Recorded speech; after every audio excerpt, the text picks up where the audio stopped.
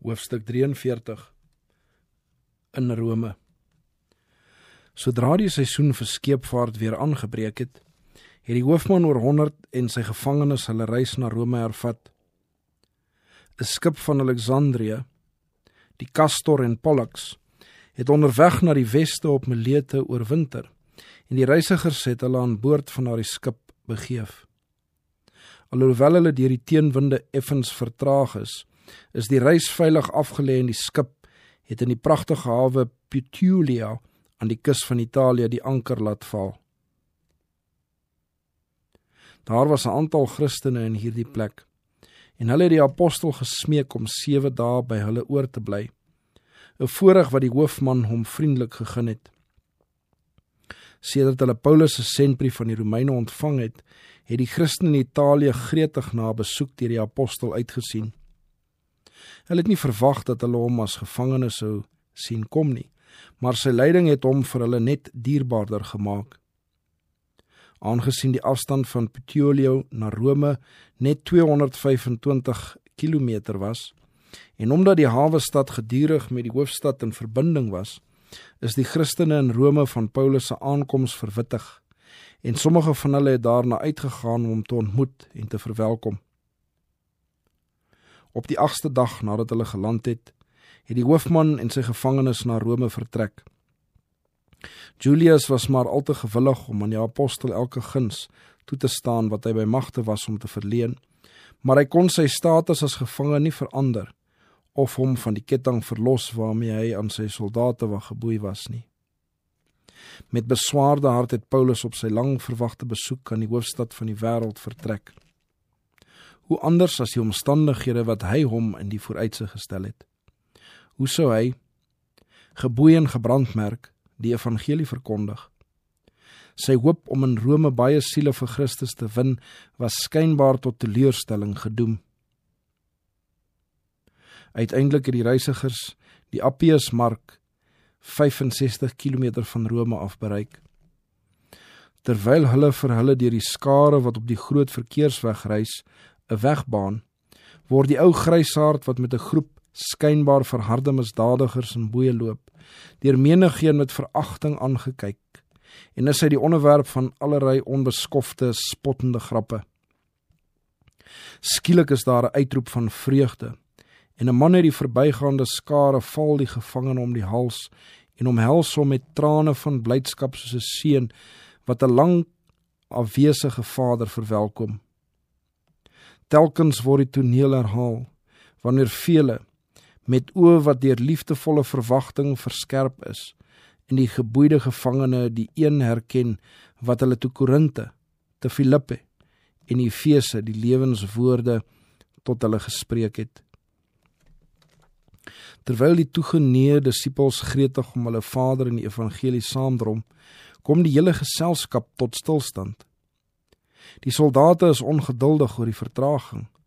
Nogtans het hulle nie die moed om hierdie gelukkige herontmoeting te onderbreek nie, want ook hulle het geleer om hulle gevangene te ontsien en te waardeer. In daardie afgematte, deur smart getuisterde gesig, sien die disippels die ewebeeld van Christus weerspieël. Hulle verseker Paulus dat hulle hom nie vergeet het nie, en nog altyd lief het, dat hulle die vreugdevolle hoop wat hulle lewens besiel en hulle met God versoen aan hom te danke het. In die vuur van hulle liefde wil hulle hom graag die hele pad na die stad op hulle skouers dra, as hulle net die voorreg kon hê. Min mense begryp die betekenis van Lukas se woorde dat Paulus, toe hy sy broeders sien, God gedank en met moed gevat het. Te midde van die wenende, medelydende groep gelowiges, wat hulle nie vir sy boeye geskaam het nie, het die apostel God hardop geloof. Die wolk van droefheid wat sy gees omhul het, is weggevee. Sy Christelike lewe was 'n reeks beproewinge, lyding en teleurstellings, maar in daardie uur het hy gevoel dat hy ruim vergoed is. Met 'n vaster tred en met vreugde in sy hart het hy die reis voortgesit. Hy wou nie oor die verlede kla of vir die toekoms vrees nie. Hy het geweet dat boeye en droefnis op hom gewag het, maar hy het ook geweet dat hy die voorreg gehad het om siele uit 'n veel vreesliker gevangenskap te verlos, en hy het hom in sy lyding ter wille van Christus verheug. In Rome het die hoofman Julius sy gevangene aan die kommandant van die keiser se wag oorgelewer. Die goeie getuienis wat hy aangaande Paulus gegee het, tesame met Festus se brief, het versoek dat die apostel by die hoofkommandant in hoë aansien gekom het, en pleks dat hy in die gevangenis gewerp is hy toegelaat om in sy eie gehuurde huis te woon. Alhoewel hy nog gedurig aan 'n soldaat geboei was, het hy die vryheid geniet om sy vriende te ontvang en om vir die bevordering van Christus se saak te werk. Talle Jode wat 'n paar jaar tevore uit Rome verban was, is toegelaat om terug te keer, en daar was dus destyds baie van hulle in die stad. Paulus het hom voorgeneem om die feite aangaande homself en sy werk eerste aan hulle te stel, voordat sy vyande die geleentheid kon kry om hulle teen hom te verbitter. 3 dae nadat hy in Rome aangekom het, het hy al die vooraanstaande manne byeengeroep en op 'n eenvoudige en reguit wyse aan hulle verduidelik waarom hy as gevangene na Rome gekom het.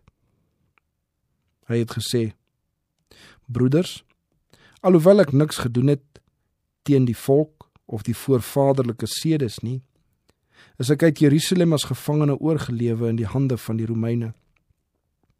Hulle het my ondersoek en wou my loslaat, omdat daar in my niks was wat die dood verdien nie. Maar toe die Jode daarteen opkom, was ek verplig om my op die keiser te beroep, nie asof ek iets het om my volk van te beskuldig nie. Om hierdie rede dan het ek versoek om u te sien en toe te spreek, want dit is oor die hoop van Israel dat ek met hierdie ketting geboei is." Van die mishandeling wat hy aan die hande van die Jode ondergaan het hy niks gesê nie, en ook nie van hulle sameswering om hom om die lewe te bring nie. Sy woorde is deur versigtigheid en vriendelikheid gekenmerk. Hy het nie getrag om persoonlike aandag of medelyde te verkry nie, maar om die waarheid te verdedig en die eer van die evangelie hoog te hou. In antwoord het sy toehoorders gesê dat hulle geen aanklag teen hom in openlike geskrifte of privaat briewe ontvang het nie, en dat geen een van die Jode wat na Rome gekom het, hom van 'n misdaad beskuldig het nie. Hulle het ook die nadruklike begeerte uitgespreek om self die redes vir sy geloof in Christus te verneem.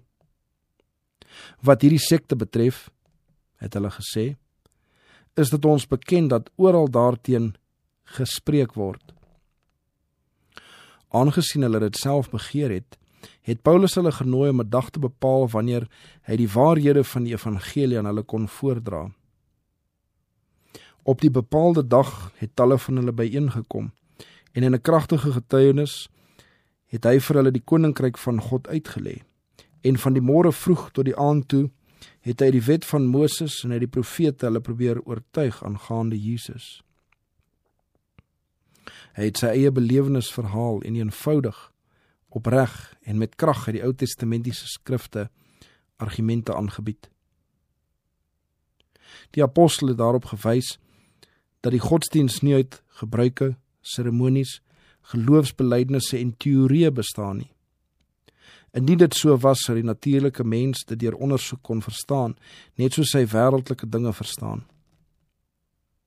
Paulus het geleer dat die godsdiens 'n praktiese, reddende krag is, 'n beginsel wat geheel en al van God kom, 'n persoonlike belewenis van die vernuwende krag van God in die siel.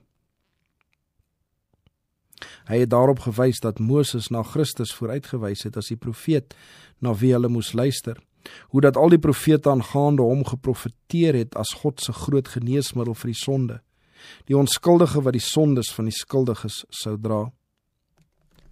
Hy het hulle nakoming van vorms en seremonies nie afgekeer nie, maar het hulle daarop gewys dat terwyl hulle die seremoniedienste baie presies nagekom het, hulle hom nog verwerp het, wat die teenbeeld van die hele stelsel was.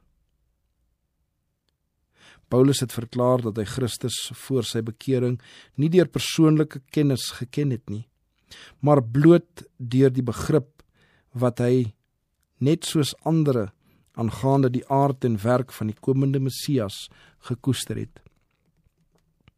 Hy het Jesus van Nasaret as 'n indringer verwerp, omdat hy nie aan daardie begrip voldoen het nie.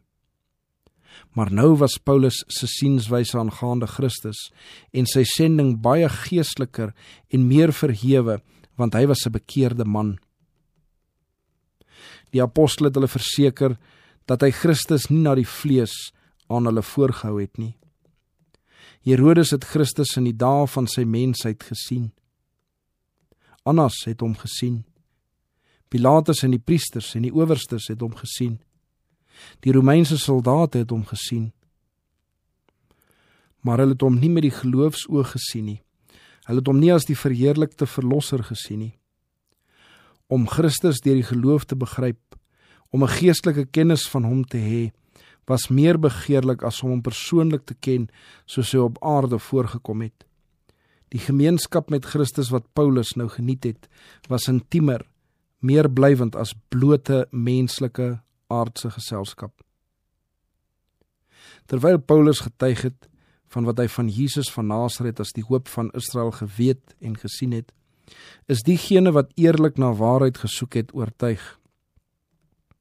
Sy woorde het op minstens sommige gemoedere 'n indruk gemaak wat nooit uitgewis sou word nie. Maar ander het hardnekkig geweier om die duidelike getuienis van die skrifte aan te neem, selfs wanneer dit aan hulle voorgehou is deur iemand wat 'n besondere verligting deur die Heilige Gees ontvang het. Hulle kon sy argumente nie weerlê nie, maar hulle het geweier om sy gevolgtrekkings te aanvaar. Baie maande het verstryk na Paulus se aankoms in Rome, eerdat die Jode uit Jerusalem persoonlik daar opgedaag het om hulle aanklagte teen die gevangene in te dien. Herhaaldelik is hulle planne verydel, en nou dat Paulus in die hoogste geregshof van die Romeinse Ryk verhoor moes word, wou hulle geen verdere neerlaag ly nie. Lysias, Felix, Festus en Agrippa het almal getuig dat hulle in sy onskuld glo. Sy vyande kon alleenlik op sukses hoop deur te trag om die keiser deur lus in hulle guns te beïnvloed. Vertraging sou hulle saak bevorder, aangesien dit aan hulle tyd sou gee om hulle planne te volmaak en uit te voer. Dus het hulle 'n hele ruk gewag voordat hulle aanklag persoonlik teen die apostel ingedien het. In die voorsienigheid van God het hierdie vertraging die bevordering van die evangelie tot gevolg gehad. Weens die goedgesindheid van diegene wat Paulus moes bewaak, is hy toegelaat om in 'n ruim huis te woon, waar hy vrylik met sy vriende kon omgaan en die waarheid aangaande diegene kon verkondig wat daagliks gekom het om dit aan te hoor. So het hy sy arbeid 2 jaar lank voortgesit, terwyl hy die koninkryk van God gepreek en onderrig gegee het aangaande die Here Jesus Christus, met volle vrymoedigheid, sonder enige verhindering. Gedurende daardie tyd is die gemeentes wat hy in baie lande gestig het, ook nie vergeet nie. In die besef van die gevare wat die bekeerlinge tot die nuwe geloof bedreig het die apostel getrag om deur middel van briewe van vermaning en praktiese onderrig so ver moontlik in hulle behoeftes te voorsien. En uit Rome het hy toegewyde werkers uitgestuur om nie net vir daardie gemeentes te werk nie, maar ook in gebiede waaraan hy nog nie persoonlik besoek gebring het nie. As verstandige herders het daardie werkers die werk versterk wat Paulus so goed begin het. En die apostel, wat op hoogte gehou is oor die toestand van die gemeentes en die gevare wat hulle bedreig het, deurdat daar voortdurend met hulle verbinding was, is in staat gestel om op verstandige wyse oor almal toesig te hou. Alhoewel Paulus dus oënskynlik van aktiewe werk weerhou is, het hy 'n groter en blywender invloed uitgeoefen as wat sou gebeur het indien hy vry was om nog soos voorheen tussen die gemeentes rond te reis. As gevangene van die Here het hy meer van die toegeneentheid van sy broeders geniet en sy woorde, wat geskryf is deur een wat ter wille van Christus 'n gevangene was, het groter aandag en agting afgedwing as in die dae toe persoonlik by hulle was. Eers nadat Paulus van hulle verwyder was, het die broeders besef watter groot laste hy ter wille van hulle gedra het. Tot nog toe het hulle verantwoordelikhede en laste in 'n groot mate vermy, omdat hulle nie sy wysheid, ondervinding, beleid en onverskrokke krag besit het nie. Maar nou dat hulle in hulle onervarenheid die lesse moes leer wat hulle voorheen vermy het, het hulle sy waarskuwings, raadgewinge en onderrig self meer gewaardeer as sy persoonlike werk. En toe hulle van sy moed en geloof gedurende sy lang gevangenskap verneem, is hulle tot groter trou en ywer vir die saak van Christus aangespoor. Onder Paulus se helpers in Rome was 'n hele aantal van sy vorige vriende en medewerkers. Lukas, die geliefde geneesheer, wat hom op sy reis na Jerusalem gedurende die 2 jaar van gevangenskap te Caesarea en op sy gevaarlike reis na Rome bygestaan het, was nog by hom. Timotheus het ook na sy gerief omgesien. Tychicus, die geliefde broeder en getroue dienaar en medediensknegt van die Here, het die apostel edelmoedig bygestaan. Demas en Markus was ook by hom. Aristarchus en Epaphras was sy medegevangenes. Kolossense 4 vers 7 tot 14. Sedert die eerste jare van sy belydenis van die geloof, het Markus se Christelike belewenis verdiep. Na mate hy die lewe en dood van Jesus van nader bestudeer het, het hy duideliker insigte aangaande die Heiland se sending, arbeid en stryd gekry. Toe hy in die littekens aan die Heiland se hande en voete die tekens van sy diens vir die mensdom lees, en insien hoe ver selfverloning mens lei in die redding van die verlorenes en sterwendes, het Markus gewillig geword om sy meester op die weg van selfopoffering te volg. Waar hy nou in Paulus se lot as gevangene gedeel het, het hy beter as ooit tevore besef dat dit oneindige wins is om Christus te verkry en oneindige verlies om die wêreld te win en die siel vir wie se verlossing die bloed van Christus gestort is, te verloor. Ondanks die kwaaiste beproewinge en teëspoed, het Markus die standvastige, verstandige en beminde helper van die apostel gebly. Demas, wat 'n tyd lank getrou gebly het die saak van Christus naderhand versaak. Daaraan gaande het Paulus geskryf: Demas het my verlaat, omdat hy die teenwoordige wêreld liefgehad het. 2 Timotheus 4 vers 10. Vir wêreldse gewin het Demas alles wat hoog en edel is, verruil. Wat 'n kortsigtige ruil. Terwyl hy net wêreldse rykdom en eer besit het, was Demas inderdaad arm, hoeveel hy ook al met trots sy eie kon noem. Markus daarenteen, wat verkies het om ter wille van Christus te ly, het die ewige rykdom besit en is in die hemel waardig geag om 'n erfgenaam van God en mede-erfgenaam van sy seun te wees. Onder diegene wat hulle harte ten gevolge van Paulus se werk in Rome aan die Here gegee het, was Onesimus, 'n heidense slaaf wat sy meester, Filemon, 'n Christelike gelowe in Kolosse, benadeel en toe na Rome gevlug het. Uit die goedheid van sy hart het Paulus getrag om die armoede en ellende van die skelm vlugteling te versag en daarna gepoog om die lig van die waarheid in sy duistere gemoed te versprei. Onesimus het na die lewenswoorde geluister, sy sonde bely en hom tot geloof in Christus bekeer. Onesimus het hom by Paulus bemind gemaak, weens sowel sy vroomheid en opregtheid as sy teedere sorg vir die apostel se welsyn en sy bevordering van die evangeliewerk. Paulus het in hom karaktertrekke gesien wat hom as helper en sendingwerker nuttig sou maak, en hy het hom aangeraai om sonder versuim na Filemon terug te keer, om vergifnis te smeek en sy toekoms te beplan. Die apostel het beloof om verantwoordelikheid te aanvaar vir die bedrag waarvan Filemon beroof was. Omdat hy op die punt gestaan het om Tychicus met briewe na die verskeie gemeentes in Klein-Asië te stuur, het hy Onesimus met hom saamgestuur. Dit was 'n swaar beproewing vir 'n slaaf om homself uit te lewer aan die meester wat hy benadeel het, maar hy was steeds ten volle bekeerd en het hom nie aan sy plig onttrek nie. Paulus het Onesimus met 'n brief na Filemon gestuur, waarin die apostel met sy gewone taktvolle vriendelikheid die saak van die boetvaardige slaaf bepleit en die begeerte uitgespreek om sy dienste in die toekoms te behou. Die brief het met 'n hartlike groet aan Filemon as vriend en mede-arbeider begin. Genade vir julle en vrede van God ons Vader en die Here Jesus Christus.